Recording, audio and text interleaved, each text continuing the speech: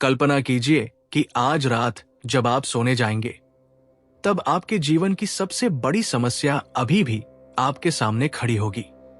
वही समस्या जो महीनों से आपका पीछा कर रही है, वही डर जो आपको आगे बढ़ने नहीं देता, वही असफलता, वही आर्थिक परेशानी, वही रिश्तों की उलझन, वही तनाव, वही बाधा। लेकिन अगर मैं आपसे कहूं कि जिस चीज को आप अपने जीवन की सबसे बड़ी रुकावट समझ रहे हैं, वही आपके जीवन का सबसे बड़ा अवसर हो सकती है, तो क्या आप विश्वास करेंगे? ज्यादातर लोग नहीं करेंगे, क्योंकि हम बचपन से यही सीखते आए हैं कि सफलता का रास्ता बाधाओं से बचकर निकलता है। हमें लगता है कि अगर समस्याएं खत्म हो जाए, अगर परिस्थितियां बेहतर हो जाए, अगर लोग हमारा साथ देने लगे, अगर किस्मत थोड़ी मेहरबान हो जाए, तब हम सफल हो पाएंगे।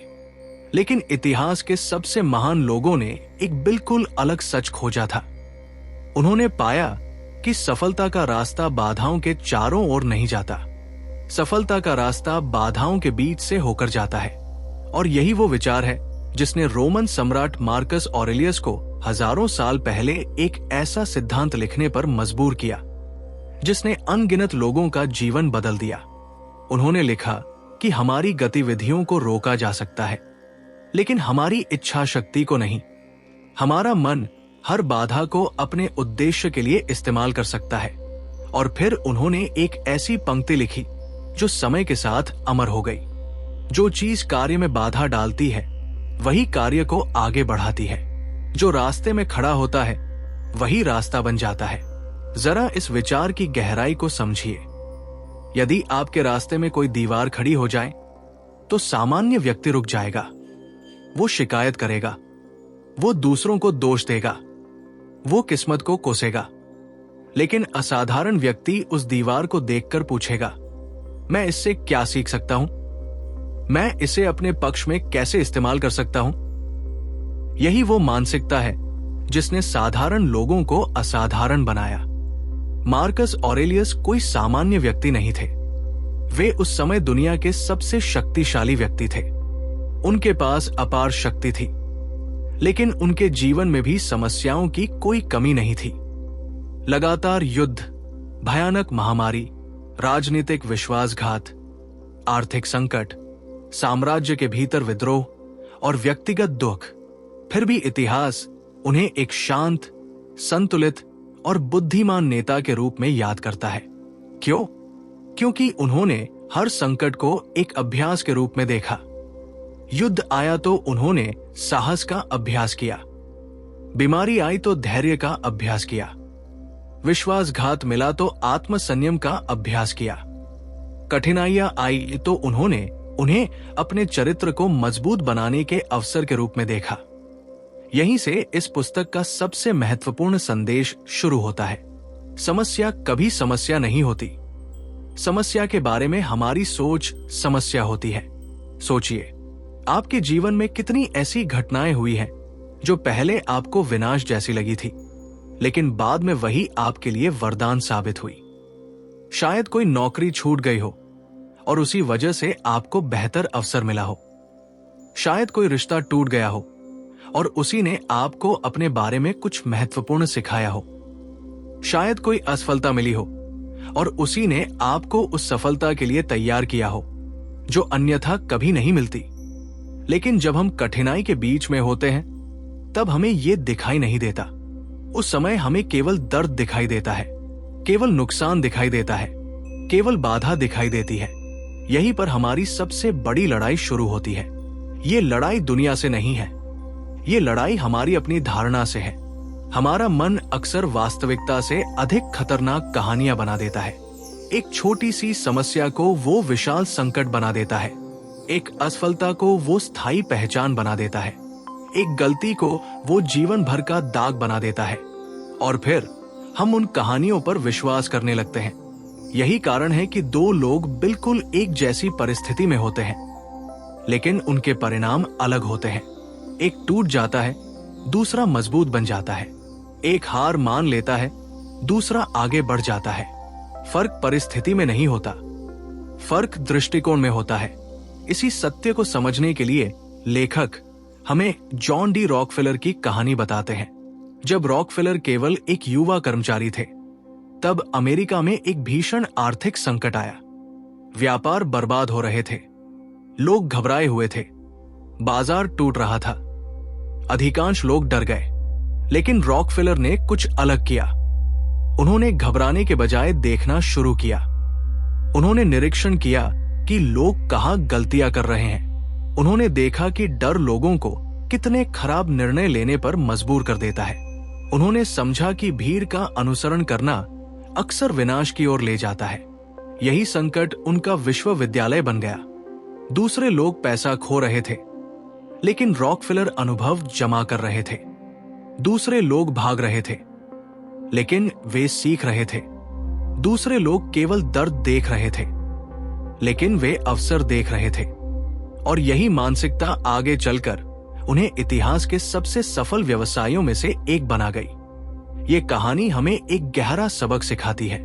जीवन में जो कुछ भी होता है वो हमें दो चीजें देता है। पहली है घटना, दूसरी है उस घटना का अर्थ। घटना हमारे नियंत्रण में नहीं होती, लेकिन उसका अर्थ हमारे नियंत्रण में होता है। अगर किसी ने आपकी आलोचना की तो वो केवल एक घटना है। अब आप उसे अपमान मानते हैं या सीखने का अवसर, ये आपका निर्णय है। अगर कोई योजना असफल हो गई तो वो केवल एक घटना है। अब आप उसे अंत मानते हैं या नई शुरुआत, ये आपका निर्णय है। अगर जीवन ने आपको गिरा दिया तो वो केवल एक घटना है। अब आप वही पड़े रहते हैं या उठकर और मजबूत बनते हैं, ये आपका निर्णय है। यही कारण है कि लेखक बार बार हमें याद दिलाते हैं कि हमारी सबसे बड़ी शक्ति बाहरी परिस्थितियों पर नियंत्रण नहीं है। हमारी सबसे बड़ी शक्ति हमारी प्रतिक्रिया पर नियंत्रण है। इस सिद्धांत का सबसे प्रेरणादायक उदाहरण रुबेन हरिकेन कार्टर की कहानी में मिलता है। कल्पना कीजिए कि आप अपने करियर के शिखर पर हैं, आप प्रसिद्ध हैं, सफल हैं, और फिर अचानक आप पर एक ऐसा अपराध थोप दिया जाता है जो आपने किया ही नहीं। आपको उम्र कैद की सजा मिल जाती है। अधिकांश लोग टूट जाते, अधिकांश लोग निराशा में डूब जाते। लेकिन कार्टर ने जेल पहुंचते ही एक निर्णय लिया। उन्होंने कहा कि वे अपनी आखिरी स्वतंत्रता कभी नहीं छोड़ेंगे। वो स्वतंत्रता थी अपनी सोच पर नियंत्रण। उन्होंने तय किया कि जेल उनकी आत्मा को कैद नहीं कर सकती। वे अपना समय शिकायत में बर्बाद नहीं करेंगे। वे पढ़ेंगे, सीखेंगे, खुद को बेहतर बनाएंगे और एक दिन निर्दोष साबित होकर बाहर निकलेंगे। 19 वर्षों तक उन्होंने यही किया। 19 वर्ष, कल्पना कीजिए। फिर भी उन्होंने अपनी मानसिक स्वतंत्रता नहीं खोई। यहीं पर हमें जीवन का एक ऐसा सत्य दिखाई देता है जिसे अधिकांश लोग कभी नहीं समझते। आपसे बहुत कुछ छीना जा सकता है, पैसा छीना जा सकता है, पद छीना जा सकता है, संपत्ति छीनी जा सकती है, लेकिन आपकी सोच, आपका दृष्टिकोण और आपकी प्रतिक्रिया तब तक कोई नहीं छीन सकता जब तक आप स्वयं उसे न छोड़ दें। यही वास्तविक शक्ति है और शायद यही वो शक्ति है जिसे हम अपने जीवन में सबसे कम इस्तेमाल करते हैं, क्योंकि हम हर छोटी समस्या को अपनी खुशी का मालिक बना देते हैं। कोई कुछ कह दे तो हमारा मूड खराब, योजना बदल जाए तो हमारा मूड खराब, मौसम खराब हो जाए तो हमारा मूड खराब। परिस्थितियां हमारे जीवन को नहीं चला रही, हमारी प्रतिक्रियाएं चला रही है। और जब तक हम इसे नहीं समझते तब तक हम हर छोटी बाधा के गुलाम बने रहते हैं। लेकिन जैसे ही हम ये समझ लेते हैं कि हमारे पास चुनाव है, सब कुछ बदलने लगता है। तब समस्या समस्या नहीं रहती, तब असफलता असफलता नहीं रहती, तब कठिनाई कठिनाई नहीं रहती। वे सभी प्रशिक्षण बन जाती है, वे सभी अभ्यास बन जाती है, वे सभी अवसर बन जाती है। और यही वो क्षण होता है जब बाधा रास्ता बनना शुरू करती है। यहीं से असली परिवर्तन शुरू होता है। यहीं से हम पीड़ित की मानसिकता छोड़कर निर्माता की मानसिकता अपनाते हैं। यहीं से हम जीवन से ये पूछना बंद कर देते हैं कि मेरे साथ ऐसा क्यों हुआ, और ये पूछना शुरू कर देते हैं कि मैं इसका उपयोग कैसे कर सकता हूं। और जब कोई व्यक्ति ये प्रश्न पूछना सीख जाता है, तब उसकी पूरी दुनिया बदल जाती है। अब तक हमने ये समझ लिया है कि किसी भी बाधा की वास्तविक शक्ति उस बाधा में नहीं होती, बल्कि उस अर्थ में होती है जो हम उसे देते हैं। लेकिन यहाँ एक महत्वपूर्ण प्रश्न पैदा होता है। यदि ये सब इतना सरल है, तो फिर अधिकांश लोग कठिनाइयों के सामने टूट क्यों जाते हैं? कारण है हमारी भावनाएं। जब जीवन हमारे अनुसार नहीं चलता, तब हमारा पहला स्वाभाविक उत्तर तर्क नहीं होता। हमारा पहला उत्तर भावना होती है। डर, क्रोध, निराशा, घबराहट, असुरक्षा और बेचैनी। और यही भावनाएं हमारे सामने खड़ी वास्तविक समस्या से कहीं बड़ी समस्या बन जाती है। कल्पना कीजिए कि आप एक महत्वपूर्ण इंटरव्यू देने जा रहे हैं।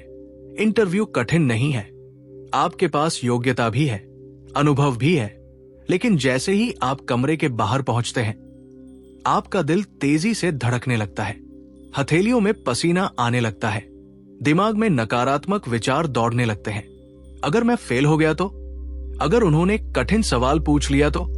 अगर मैं अच्छा प्रदर्शन नहीं कर पाया तो? देखिए, इंटरव्यू अभी शुरू भी नहीं हुआ है, समस्या अभी पैदा भी नहीं हुई है, लेकिन आपका मन पहले ही एक काल्पनिक युद्ध लड़ चुका है और उसमें हार भी चुका है।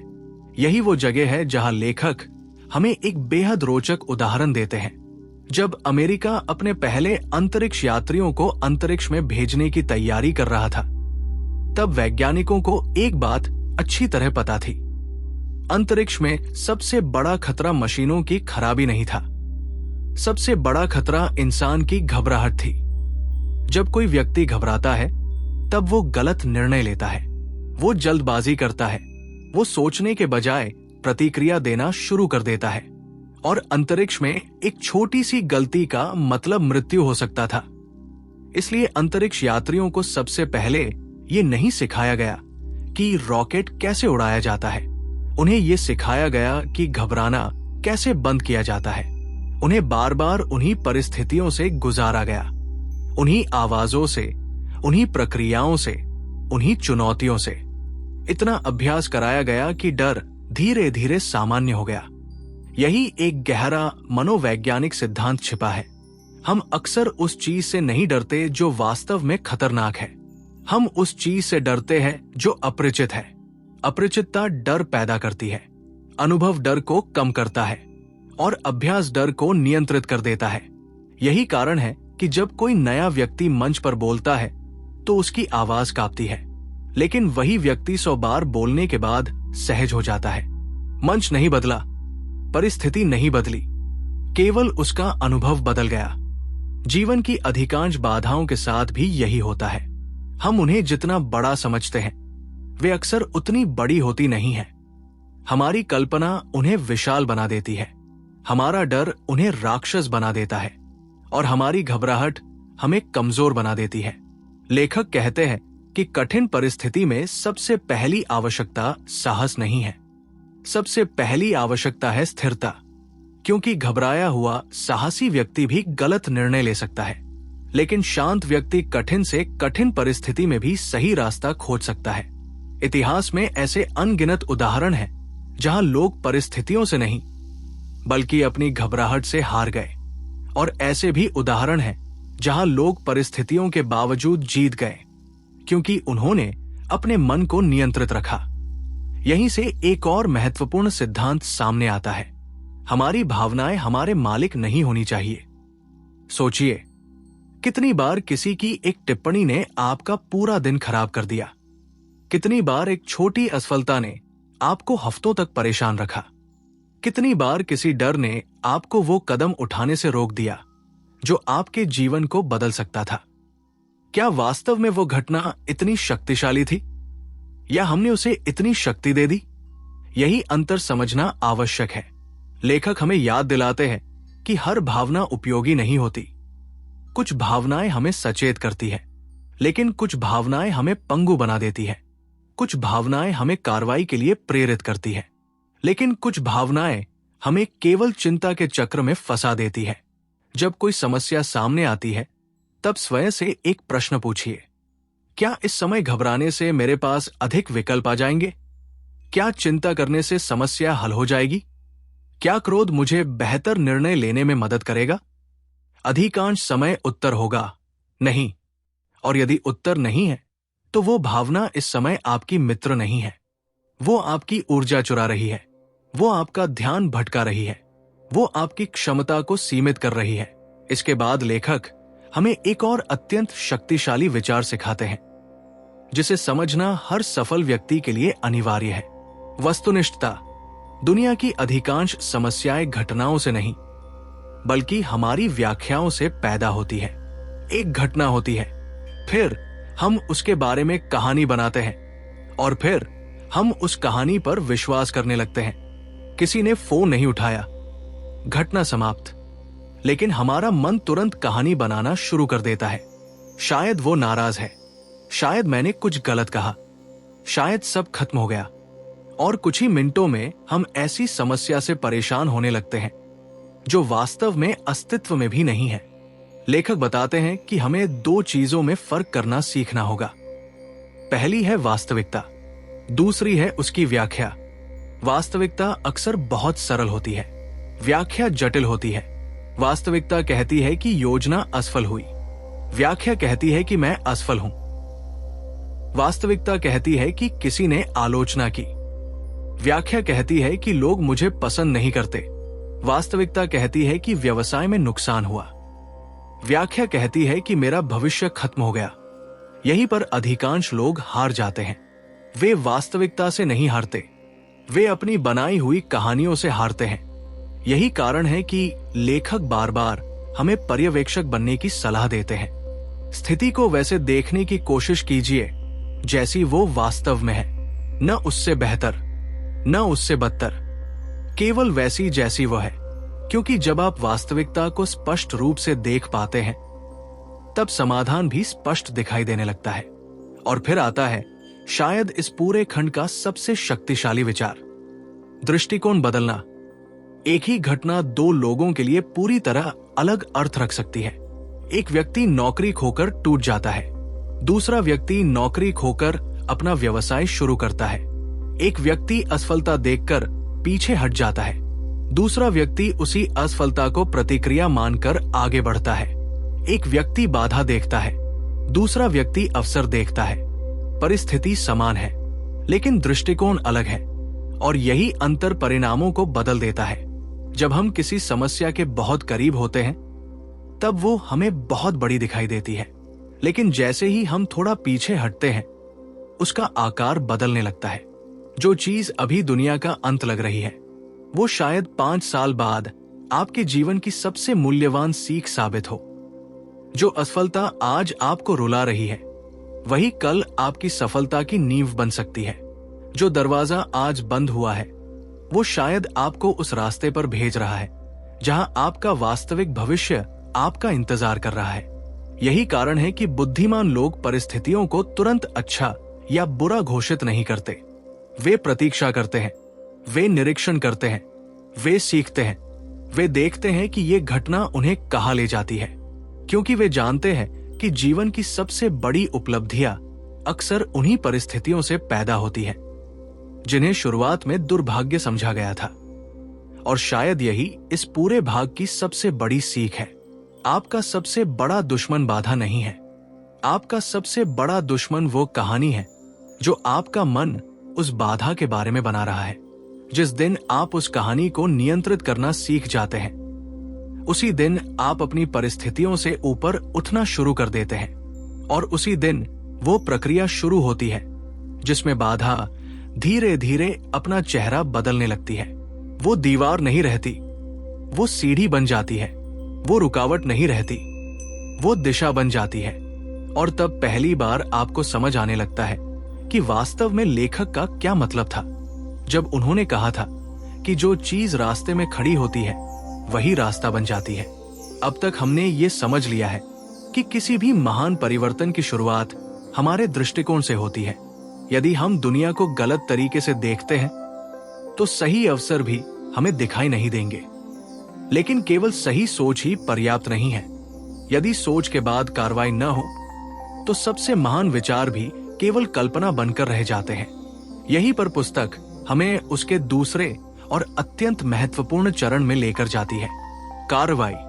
लेखक कहते हैं कि दुनिया में बहुत से लोग ऐसे हैं जो जानते हैं कि उन्हें क्या करना चाहिए। वे प्रेरणादायक किताबें पढ़ते हैं, वीडियो देखते हैं, योजनाएं बनाते हैं, लक्ष्य निर्धारित करते हैं, सपने देखते हैं, लेकिन वे आगे नहीं बढ़ते। वे पहला कदम नहीं उठाते और इसलिए उनका जीवन नहीं बदलता, क्योंकि वास्तविक दुनिया विचारों को नहीं, कार्यों को पुरस्कृत करती है। यही कारण है कि जब बाधा सामने खड़ी हो, तब सबसे पहली आवश्यकता पूर्ण योजना नहीं होती। सबसे पहली आवश्यकता होती है गति, चलना शुरू करना।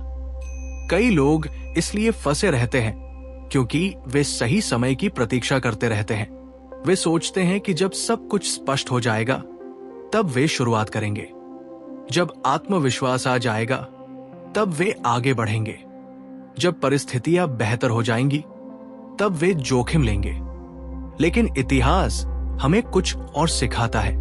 आत्मविश्वास कार्रवाई से पैदा होता है, स्पष्टता कार्रवाई से पैदा होती है, अनुभव कार्रवाई से पैदा होता है और अवसर भी अक्सर कार्रवाई के दौरान ही दिखाई देते हैं। जब आप चलते हैं तभी रास्ता खुलता है।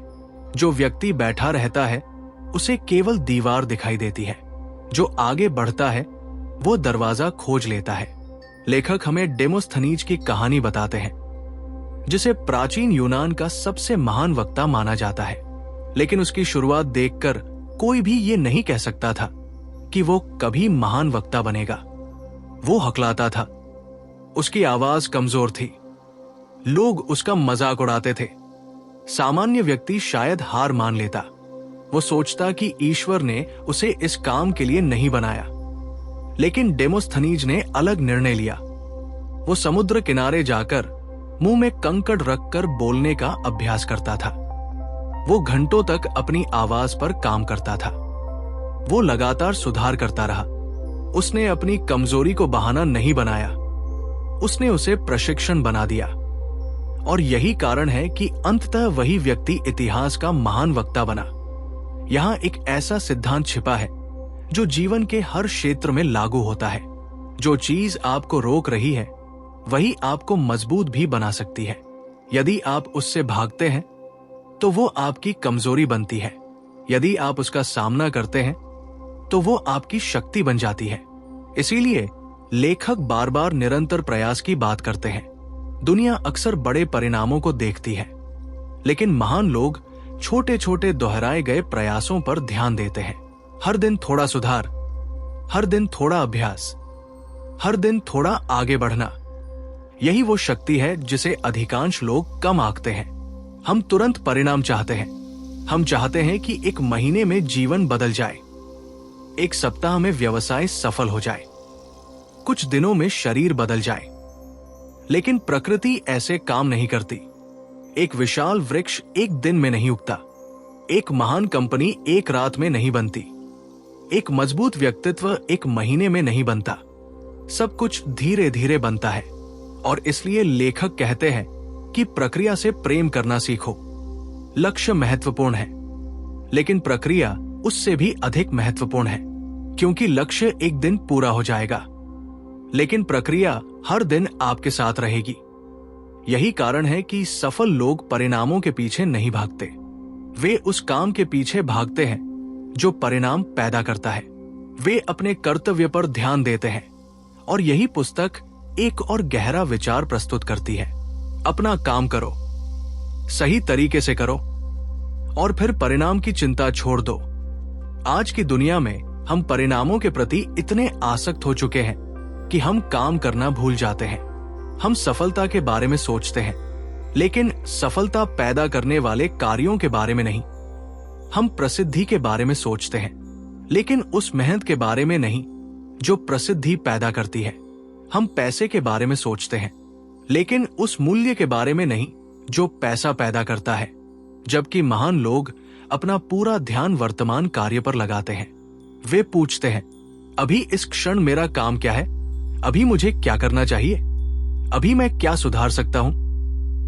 और फिर वे वही करते हैं, बार बार, निरंतर, बिना शिकायत के, बिना बहाने के, बिना नाटक के। इसी दौरान पुस्तक हमें एक बेहद दिलचस्प रणनीति सिखाती है। सीधे टकराने की आवश्यकता हमेशा नहीं होती। कई बार बाधा को पार करने का सबसे अच्छा तरीका उसके चारों ओर से निकलना होता है। इतिहास के महान सेनापति ये बात जानते थे। जब दुश्मन सामने से मजबूत होता था, वे किनारे से हमला करते थे। जब कोई रास्ता बंद होता था, वे नया रास्ता बनाते थे। वे जिद्दी नहीं थे, वे लचीले थे। और यही सिद्धांत जीवन में भी लागू होता है। यदि एक तरीका काम नहीं कर रहा, तो इसका मतलब ये नहीं कि लक्ष्य असंभव है। इसका मतलब केवल इतना है कि आपको दूसरा तरीका ढूंढना होगा। लेकिन अधिकांश लोग लक्ष्य छोड़ देते हैं, जबकि बुद्धिमान लोग केवल रणनीति बदलते हैं। वे हार नहीं मानते, वे अनुकूलन करते हैं। यही वो शक्ति है जिसने इतिहास के महान लोगों को असाधारण बनाया। वे दीवार से सिर नहीं मारते रहे, उन्होंने सीढ़ी खोजी, दरवाजा खोजा या नई दिशा बना ली। और फिर पुस्तक हमें तीसरे और अंतिम चरण में ले जाती है, इच्छा शक्ति। क्योंकि कभी कभी ऐसा होता है कि आपने सही सोचा, आपने पूरी मेहनत की, आपने सही कार्रवाई की, फिर भी परिस्थितियां आपके पक्ष में नहीं जाती। तब क्या होगा? तब आपके पास केवल एक चीज बचती है, आपका आंतरिक बल, आपकी इच्छा शक्ति, आपकी सहन शक्ति। लेखक बताते हैं कि जीवन में कुछ घटनाएं ऐसी होती हैं जिन्हें बदला नहीं जा सकता। कुछ दर्द ऐसे होते हैं जिन्हें मिटाया नहीं जा सकता। कुछ नुकसान ऐसे होते हैं जिनकी भरपाई नहीं की जा सकती। लेकिन तब भी हमारे पास एक शक्ति बचती है। हम तय कर सकते हैं कि हम उनके प्रति कैसी प्रतिक्रिया देंगे। यही कारण है कि स्टोइक दार्शनिक अपने भीतर एक आंतरिक किला बनाने की बात करते थे। एक ऐसा मानसिक किला जिसे बाहरी दुनिया नष्ट न कर सके। लोग आपको अपमानित कर सकते हैं, लेकिन वे आपकी गरिमा नहीं छीन सकते। वे आपका पैसा छीन सकते हैं, लेकिन आपका चरित्र नहीं। वे आपको गिरा सकते हैं, लेकिन उठने की आपकी क्षमता नहीं छीन सकते। और यही वो जगह है जहां पुस्तक का सबसे सुंदर विचार सामने आता है। प्रेम करो जो भी तुम्हारे साथ घटित होता है। सिर्फ स्वीकार मत करो, उससे प्रेम करो। पहली बार सुनने में ये विचार अजीब लगता है। कोई कठिनाई से प्रेम कैसे कर सकता है? कोई दर्द से प्रेम कैसे कर सकता है? लेकिन लेखक का आशय ये है कि जो कुछ भी घटित हुआ है वो अब वास्तविकता है। उससे लड़कर आप केवल अपनी ऊर्जा नष्ट करेंगे। लेकिन यदि आप उसे स्वीकार करके उसका उपयोग करते हैं, तो वही चीज आपकी शक्ति बन सकती है। यही वो मानसिकता है जिसने कैदियों को जीवित रखा। यही वो मानसिकता है जिसने युद्ध बंदियों को मजबूत बनाए रखा। यही वो मानसिकता है जिसने उद्यमियों को बार बार असफल होने के बाद भी खड़ा रखा।